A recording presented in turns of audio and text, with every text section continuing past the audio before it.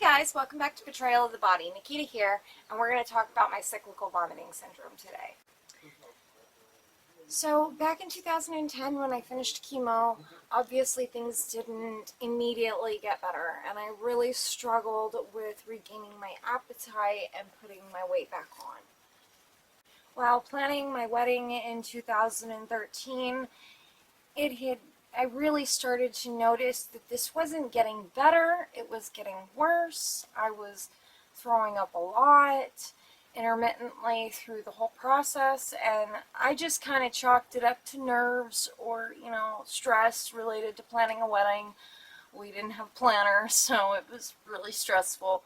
And then when we got married, the next morning I ended up throwing up.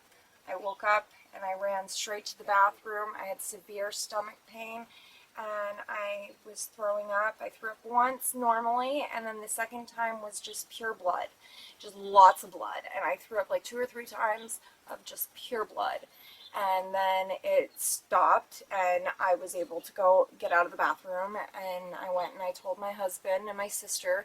We were still at the wedding venue at this point, so I told them, what had just happened, and my sister rushes me to the hospital while my husband tried to deal with the chaos that was the wedding aftermath. And they ended up diagnosing it as a bleeding ulcer. I don't know if they were wrong or not. This is just a story on how I got to my diagnosis. So a couple months later, in December 2013, we moved to Colorado, and we started working right away. Life became really hectic, but I did begin to notice that there was a pattern to my illness, that there was periods of time where I felt completely fine, and then I would have a couple of weeks where I didn't want to eat. I had no appetite at all, and if I did eat, like, my husband would be like, "Come on, babe, you need to eat something." And I'd eat, and then I'd end up throwing it up, and I'd end up throwing up a few times until, stomach bile. But I never really sought medical attention for this. I just thought, this is all just getting better from chemo. The first time in Colorado that I needed medical attention, they told me that it was altitude sickness and dismissed everything that I was saying. I told them I'd been here for over a year now. This has been going on for a long time. And they were just like, no, it's just altitude sickness. Your body's just having a difficulty adjusting to the Colorado climate.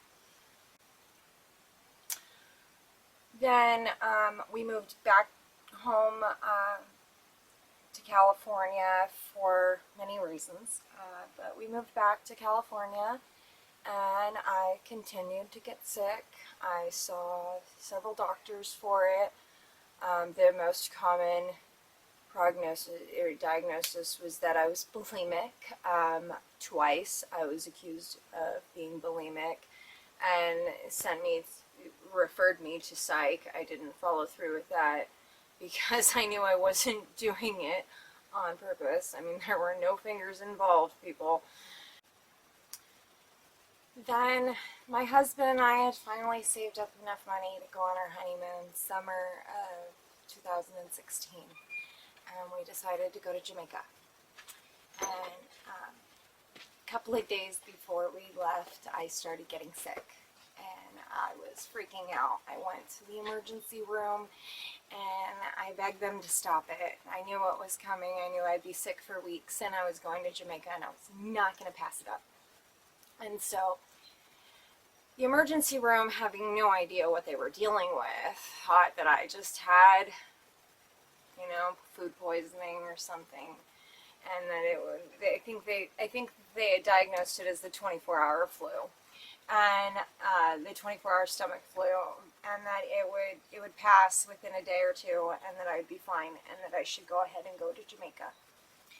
So we did. We get to Jamaica, and it did not get better. It got worse. I became dangerously dehydrated and had to seek medical attention. And this was the first time I heard the words cyclical vomiting syndrome. We get back to the States, and the emergency room that saw me once we got back here, they said that I had traveler's diarrhea, even though I insisted it had nothing to do with that end. And but they insisted that it was traveler's diarrhea and dismissed my concerns. It took me about 4 or 5 months after the Jamaica trip to get a doctor to listen to me, to even consider cyclical vomiting syndrome as a possibility. He said that it was a diagnosis of exclusion and that he couldn't say that it was cyclical vomiting syndrome until he ruled everything out. And so we started doing a lot of very horrible tests. I know they're necessary. I just wish that we could find an easier way to do these things. But I had, an endoscopy, a colonoscopy. I had a gastric emptying test. I had ultrasounds and CT scans and MRIs and lots of looking, and nothing really showed up that would explain the vomiting. And so he finally settled with, yes, it must be cyclical vomiting syndrome. Thanks for watching. Next week we'll be covering my Ehlers Danlos Syndrome diagnosis. Please like, share, subscribe.